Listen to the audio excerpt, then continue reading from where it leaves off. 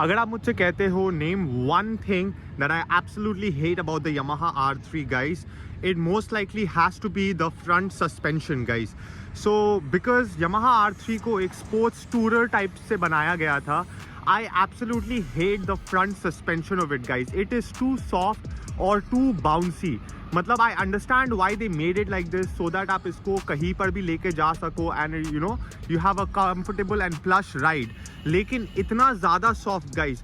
As you guys can see, मैं इस bike को प्रिपेयर कर रहा हूँ like a sports bike, 300cc segment का quick rapid sports bike. So in pursuit of my goal guys, मुझे सबसे ज़्यादा इम्पॉर्टेंट मॉड जो अपने बाइक में करवाना है, which is gonna be our front adjustable suspension guys. So basically अंदर का जो springs आता है वो मुझे change करवाना है, उसी के साथ I want to get the adjustable caps for it. So अलग अलग options है इस mod के लिए market में. There are couple of options which are way too expensive, like Öhlins का front upgraded suspension kit आता है जो almost 60-70,000 का आता है. So that is not what I'm planning to spend on this suspension mod. उसी के साथ मेरे पास एक और प्लान था about the suspension mod, which was कि जैसा कि आप जानते हो लास्ट ईयर काफ़ी ज़्यादा एक हाइप बना हुआ था about the new Yamaha R3 being launched in India. So मुझे लगा था कि if the new Yamaha R3 gets launched in India, so नया वाला मॉडल में तो for sure upside down suspension आएगा. सो मैं क्या करता कि मैं जो नया वाला R3 है उसका USD फोर्क्स खरीदता and I would have got it installed onto my version 1 Yamaha R3 from 2016. So वो जो shocks है guys, it is the same diameters, 41 millimeters if I'm not mistaken, and वो shocks retrofit हो जाता हमारे R3 पे without a single issue. So that was my actual plan guys, but अब तो जैसा लग रहा है कि Yamaha R3 इंडिया में लॉन्च नहीं होगा, the version 2 of the bike. So लगता है कि हमें कुछ और ही जुगाड़ करना पड़ेगा for our front suspension upgrade. Since मैं अभी अकेला शूट कर रहा हूँ, I don't know how I'm gonna demonstrate what I mean by the softness of the front suspension. But don't you worry, I'm gonna find a jugaad so that I at least can demonstrate what I mean to you by the softness.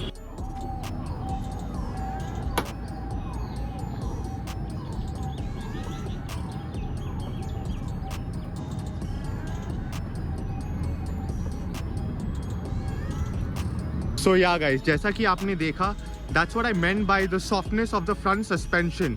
जैसा कि आप देख ही सकते थे, मैं इतना ज़्यादा pressure भी नहीं लगा रहा था, but the front end of the bike was going up and down like it's a piece of cake. So that is what I mean by the softness of the front suspension guys.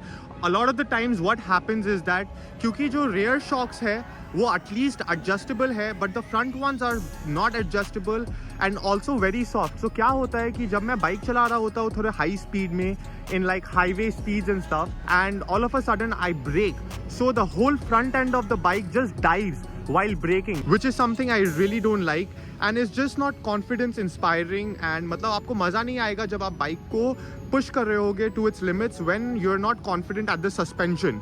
So yeah guys, that is one of the biggest things जो मुझे एकदम भी नहीं पसंद है मेरे Yamaha R3 में.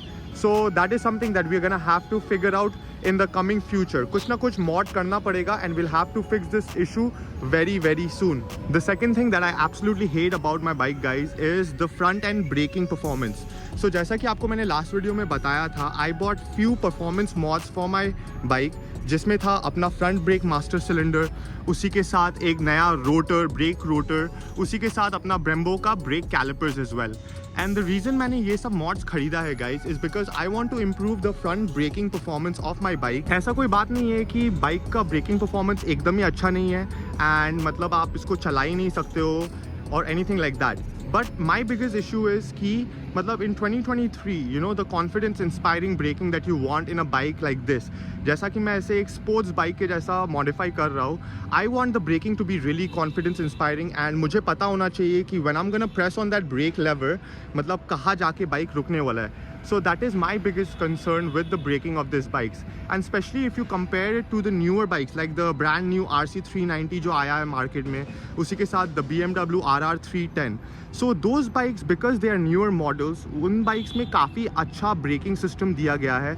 And when I ride those bikes, I feel like कि ये bike में भी fully बनता है to get a good braking performance on this bike. That way what happens is the riding dynamics of the bike becomes nicer, and usi ke साथ साथ it is a lot more confidence inspiring when you are pushing the bike to the very limit. So yeah guys, those were my two biggest cons that the stock Yamaha R3 possesses. उसी के साथ एक और cone भी है, but that is nothing to do with the stock Yamaha R3. That has everything to do with the aftermarket side of things.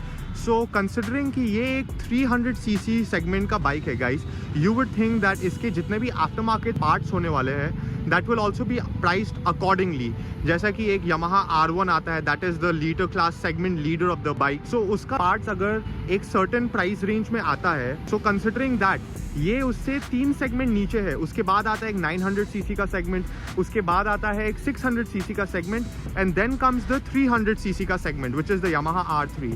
सो आपको लगेगा कि इसका जितना भी आफ्टर मार्केट पार्ट्स है that will also be priced accordingly to the segment, but ऐसा कुछ बात है नहीं guys. So this is a reality that I have found out with the experience of owning this machine. So since I've been buying a lot of aftermarket parts for my bike, मुझे पता चला है कि even though this bike is only a 300cc segment का bike, इसके जितने भी aftermarket parts है guys, those are very very expensive. Especially if you buy the main name brands, वो तो बहुत ही ज़्यादा expensive है.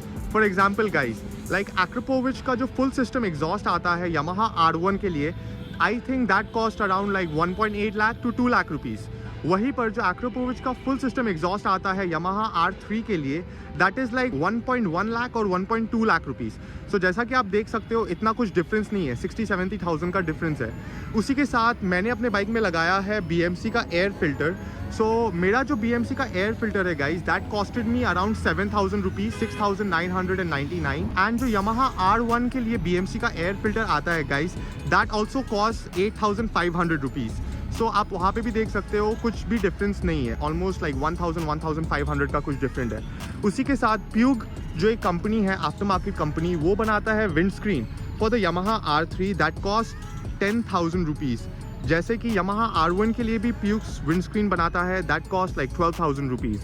उसी के साथ साथ there are lots of similarities like that guys, where the after market parts are priced very very expensively. इसका एक मेजर रीज़न हो सकता है because of the taxes that we have to pay when the parts come from abroad. और जब भी कोई पार्ट्स आता है अब्रॉड से, सो ऑब्वियसली उसमें कस्टम ड्यूटी लगता है, and that does make the parts expensive. But इसका एक और इशू भी है विच इज़ दैट कोई भी ज़्यादा लोकल मैन्युफैक्चरर्स इस बाइक के लिए कोई पार्ट्स नहीं बनाता है. So that is also another problem why the after market parts are so expensive.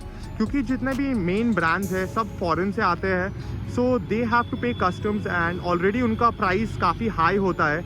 उसके बाद कस्टम ड्यूटी लगने के बाद it becomes just not sensible to buy such an expensive part for a bike that doesn't even cost all that much. So yeah guys, those were my 3 biggest issues when it comes to the Yamaha R3. As these are not really major points, these are just points that I have personally experienced over the years of owning this bike and doing things to this bike, modifying it to my very preference. जैसा मुझे इस bike का vision था, how my Yamaha R3 should look like. So that is what I mean by all the cons guys. So with that being said, thank you so much for watching this video guys. I hope आपको कुछ समझ में आया होगा with all the points that I have given to you when considering the Yamaha R3. And with that being said guys, I'm gonna catch you guys on another video. My name is Rohit Premji and I'm signing out. Peace.